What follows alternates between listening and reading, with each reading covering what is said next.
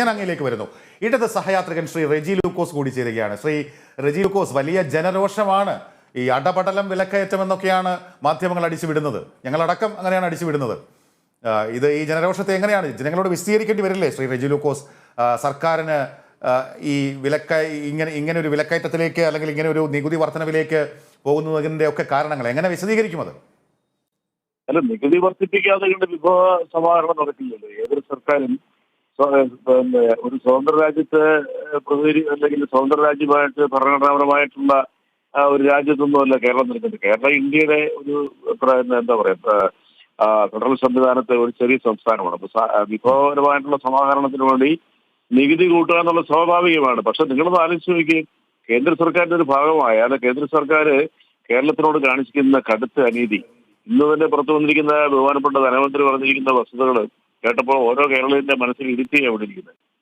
3300 രൂപ കടമെടുക്കാനുള്ള അവകാശം 920 രൂപയായിട്ട് കുറച്ചുകൊണ്ട് കേന്ദ്ര സർക്കാരിന്റെ നോട്ടിഫിക്കേഷൻ കേരള സർക്കാരിന് കിട്ടിയിരിക്കുന്നു. അതുപോലെ തന്നെ കിഫ്ബി, നമുക്കറിയാം കിഫ്ബിയിലൂടെ തന്നെയാണ് 70,000 കോടിയുടെ ടോട്ടൽ ബഡ്ജറ്റുള്ള കിഫ്ബിയിൽ 64,000 കോടിയുടെ പ്രവൃത്തികൾ നടത്തിക്കൊണ്ടിരിക്കുകയാണ്. 26,000 കോടി രൂപ ഓൾറെഡി കൊടുത്തു കഴിഞ്ഞു.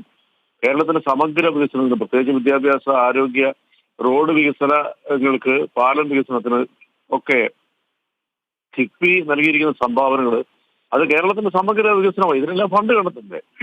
അപ്പോൾ സ്വാഭാവികമായിട്ട് കടമെടുക്കും. ആ കടമെടുക്കുന്നതിനൊരു പരിധിയുണ്ട്. കടമെടുക്കുന്നതിനുള്ള അവകാശത്തെ പോലും വെല്ലുവിളിച്ചിരിക്കുകയാണ് കേന്ദ്ര സർക്കാർ. കേന്ദ്ര ബഡ്ജറ്റിൽ കേരളത്തിന് അർഹതപ്പെട്ട പോയിട്ട് കേരളത്തിൽ നിന്ന് അങ്ങോട്ട് ഇപ്പൊ പിടിച്ചു പറിക്കുന്ന രീതിയിലല്ലേ കാര്യങ്ങൾ നടത്തിക്കൊണ്ടിരിക്കുന്നത്. റെജി ലൂക്കോസ്, ഈ കാര്യങ്ങളൊക്കെ ഇതിനേക്കാൾ ആവേശത്തോടെ ഞാൻ ശ്രീ ഹെൻറി ഓസ്റ്റിനോട് പറഞ്ഞു. അദ്ദേഹം ഇതൊന്നും സമ്മതിക്കില്ല. അദ്ദേഹം ചോദിക്കുന്നത്, ഇന്ന് രാവിലെ ഉറക്കം ഉണർന്നപ്പോഴാണോ ഇതൊക്കെ അറിഞ്ഞത്?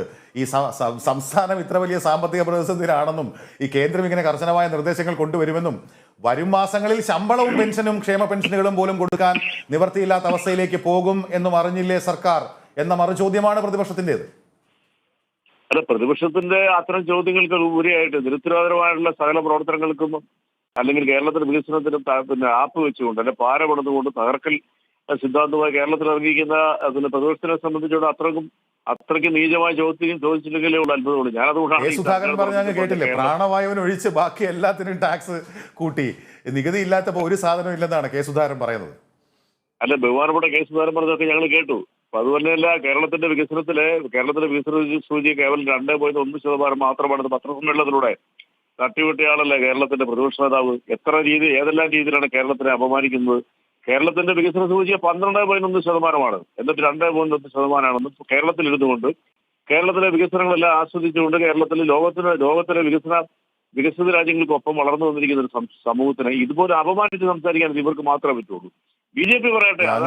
വികസന സൂചിയെ കുറിച്ച് പറയുന്നതുകൊണ്ട് മാത്രം ശ്രീ റെജി ലൂക്കോസ്, ഇപ്പോൾ ഈ കേരളത്തിന്റെ അതിർത്തി, കർണാടക തമിഴ്നാട് അതിർത്തിയിലൊക്കെ ഉള്ളവർ നേരിട്ട് തമിഴ്നാട്ടിലും കർണാടകത്തിലും പോയൊക്കെ ഫുൾ ടാങ്ക് പെട്രോൾ അടിക്കുന്ന ഒരു അവസ്ഥ ഉണ്ടെന്നാണ് കേൾക്കുന്നത്. മറ്റൊന്നും കൊണ്ടല്ല, ആ സംസ്ഥാനങ്ങളിലും നമ്മുടെ സംസ്ഥാനത്തും ഉള്ള പെട്രോളിന്റെ വിലയിൽ ഇപ്പോൾ ഈ 2 രൂപ സെസ്സും കൂടെ കൂടുമ്പോൾ ഏതാണ്ട് 11 രൂപ 12 രൂപ വ്യത്യാസം വരികയാണ്. ശ്രീ റെജി ലൂക്കോസ്, ജനങ്ങൾക്ക് ഉണ്ടാകുന്ന ആശങ്ക അല്ലെങ്കിൽ അവരുടെ സംശയങ്ങൾ അതൊക്കെ ദൂരീകരിക്കാനുള്ള ബാധ്യത കൂടി സർക്കാരിന് ഉണ്ടാവുകയാണ്. ഒരു കാര്യം, കേരളത്തിലെ ജനങ്ങൾക്ക് പൊതുബോധമുള്ളവരാണ്. കേരളത്തിലെ ജനങ്ങൾ നല്ല റിവ്യൂ കപ്പാസിറ്റി മൈൻഡഡ് ആയിട്ടുള്ള ആൾക്കാരാണ്. ഞാനൊന്ന് ചോദിക്കട്ടെ, UPA സർക്കാർ അധികാരം ഒഴിയുമ്പോഴത്തേക്കും ക്രൂഡ് ഓയിലിന്റെ വില എത്ര? $149.5 പെർ ബാരൽ. അതിനുശേഷം അത് 15, 13, 12 സീറോ എമൗണ്ടിലേക്ക് വരെ 3 ദിവസം വന്നു കോവിഡ് കാലത്ത്. പക്ഷെ ഇന്ന് ഈ കഴിഞ്ഞ 8.5 വർഷം കൊണ്ട് കേന്ദ്ര സർക്കാർ തീവെട്ടി കൊള്ളയടിച്ചിരിക്കുന്ന എത്ര എമൗണ്ടാ? ഇപ്പോഴും നമ്മുടെ പെട്രോളിന്റെ വില എത്രയാ? 12% 33% ടാക്സിലേക്ക് ഉയർത്തിയ ഒരു കേന്ദ്ര സർക്കാരും കേരളത്തിന്റെ സംസാരം കേട്ട് കഴിഞ്ഞിട്ടുണ്ടെങ്കിൽ കേരളമാണ് ഇന്ത്യ ഭരിക്കണം തോന്നുമല്ലോ. അപ്പൊ അതിനെ ഒന്ന് വിമർശിക്കാതെ ഉണ്ട് കേവലം 2 രൂപ. എനിക്ക് ഹെൻറി ഓസ്റ്റിനെ പറയാൻ ശ്രമിക്കുന്നുണ്ട്. ശ്രീ റെജി ലൂക്കോസ്, BJP കേന്ദ്രം ഇതുമായി ബന്ധപ്പെട്ട് പറയുന്നു അവർ കൂട്ടി, ശരിയാണ്, അവർ 30 രൂപ കൂട്ടി, പക്ഷേ 8 രൂപ കുറച്ചു, അത്രയെങ്കിലും അവർ ചെയ്തു. ആ സമയത്തും കേന്ദ്രം കുറച്ചില്ല, സംസ്ഥാനം കുറച്ചില്ല. ആ സമയത്തും വേണമെങ്കിൽ പല സംസ്ഥാനങ്ങളും അതുപോലെ കേന്ദ്രം ചെയ്തതുപോലെ ആ തരത്തിൽ നികുതി ഇളവ് നൽകിക്കൊണ്ട് ഈ ഇന്ധന വില കുറച്ചിരുന്നു. ആ സമയത്ത് കേരളം കുറച്ചില്ല. മാത്രമല്ല, ഇപ്പോൾ 2 രൂപ കൂട്ടിയിരിക്കുകയും ചെയ്തു, നേരിട്ടങ്ങ് കൂട്ടുകയാണ്. അപ്പോൾ അതൊക്കെയാണ് ദീർഘവീക്ഷണമില്ലായ്മ എന്ന് പറയുന്നത്. എനിക്ക് തോന്നുന്നു ശ്രീ ഹെൻറി ഓസ്റ്റിൻ ഇടപെട്ടെന്തോ പറയാനുണ്ട്. ശ്രീ റെജി ലൂക്കോസ് റെജി ലൂക്കോസ് പറഞ്ഞ 3 കാര്യങ്ങൾ അദ്ദേഹം പറഞ്ഞു. 3 വസ്തുതാവിരുദ്ധമായിട്ടുള്ള കാര്യങ്ങളാണ്. എങ്ങനെ ഇങ്ങനെ ഒരു കണക്കുകൾ വെറുതെ വളച്ചൊടിച്ച് പറഞ്ഞിട്ട് കാര്യമില്ല. കാര്യം കിഫ്ബിയിൽ അദ്ദേഹം പറഞ്ഞ 76,000 കോടിയുടെ ഇതിൽ 60,000 കോടിയുടെ പ്രവൃത്തി നടന്നു എന്നാണ് പറയുന്നത്. ആകെ 23,000 കോടിയാണ് കിഫ്ബിക്ക് പണമായിട്ട് ഇതുവരെ ലഭിച്ചിട്ടുള്ളൂ.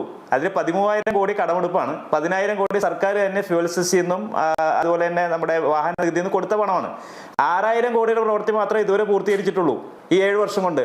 ബാക്കി 13,000 കോടിയുടെ പ്രവൃത്തി നടന്നുകൊണ്ടിരിക്കുകയാണ്. 3,250 കോടിയാണ് ഇനി ബാലൻസ് കിഫ്ബിയിലുള്ളത്. പിന്നെ എങ്ങനെ 60,000 കോടിയുടെ പദ്ധതി നടപ്പിലാക്കുന്നത്? വെറുതെ ഒരു ചാനൽ ചർച്ചയിൽ വന്നിരുന്നിട്ട് എന്തെങ്കിലും പറയാമെന്നാണോ പറയുന്നത്? പെട്രോളിന്റെ വില ഞാൻ നേരത്തെ സൂചിപ്പിച്ചാണ്. 105 രൂപ പെട്രോളിന് വിലയുണ്ടെങ്കിൽ 57 രൂപ പെട്രോളിന്റെ അടിസ്ഥാന വിലയും ട്രേഡർ കമ്മീഷൻ 3 രൂപ 60 പൈസയാണ്. 24% പിരിക്കുന്ന സംസ്ഥാന സർക്കാരാണ്, 19% കേന്ദ്രത്തിന്റെ വീതം. പിന്നെ അത് കൂടാതെയാണ് സെസ്. കേന്ദ്രത്തെക്കാൾ കൂടുതൽ കാശ് പിരിക്കുന്നത് ഈ നിലവിൽ സ്റ്റേറ്റ് ആണ് പിരിക്കുന്നത്. പിന്നെ അതിന് കേന്ദ്രത്തിന് മാത്രം എന്തിനാ പറ്റുക? രണ്ടുപേരും തുല്യമായിട്ട് പിരിക്കുകയാണെന്നേ. ഞങ്ങളതല്ലേ പറയുന്നത്. കാരണം 50 രൂപയിലധികം ടാക്സ് പിരിക്കുന്നത് സ്റ്റേറ്റും സെൻട്രലും കൂടിയാണ്. അത് തുല്യമായിട്ടാണ് പിരിക്കുന്നത്. ഉമ്മൻചാണ്ടി സർക്കാരിന്റെ കാലഘട്ടത്തിൽ 4 തവണ ഇന്ധന വില വർധന ഉണ്ടായപ്പോൾ ആ വരുമാനം വേണ്ടാന്ന് വെച്ചതാണ് UDF. 619 കോടി രൂപ വേണ്ടെന്ന് വെച്ചതാണ്. ഇതൊക്കെ മറന്നുകൊണ്ട് വെറുതെ ഇവിടെ വന്നിരുന്ന എന്തെങ്കിലും പറഞ്ഞാൽ മതിയോ?